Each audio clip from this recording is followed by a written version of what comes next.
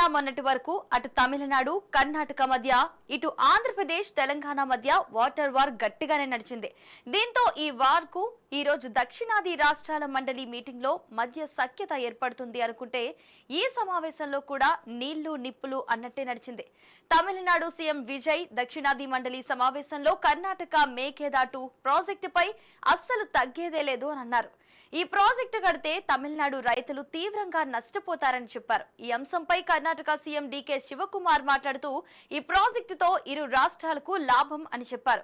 అయినా సీఎం విజయ్ మా రైతుల సంక్షేమమే మాకు ముఖ్యమని, ఈ ప్రాజెక్టుకు అస్సలు ఒప్పుకోమని, అవసరమైతే కోర్టుకు వెళ్లి ఫైట్ చేస్తామని చెప్పారు. కర్ణాటక తమిళనాడు ఇరు రాష్ట్రాల మధ్య నీళ్ల మంటలు ఇలా ఉంటే ఏపీ సీఎం చంద్రబాబు మాట్లాడుతూ తమిళనాడు రాష్ట్రం నీటి సమస్యకు శాశ్వత పరిష్కారంగా గోదావరి కావేరీ నదుల అనుసంధానం ద్వారా 500 టీఎంసీలకు పైగా నీటిని మళ్లించాలని ప్రతిపాదించారు.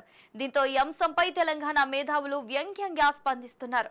తెలంగాణ ప్రాజెక్టులకు ఆటంకాలు సృష్టించి కోర్టులో కేసులు వేసి న్యాయమైన నీళ్ల వాటాపై అడ్డుపడుతున్న చంద్రబాబుకు తమిళనాడుపై ఎక్కడా లేని ప్రేమ పొంగిపోతోందని సెటైర్లు వేస్తున్నారు. తోటి తెలుగు రాష్ట్రానికి గోదావరి నీళ్లు దక్కకుండా అడ్డుపడటం మాని జల వివాదాలు సమసిపోయేందుకు సహకరించాలని రాజకీయ విశ్లేషకులు సూచిస్తున్నారు.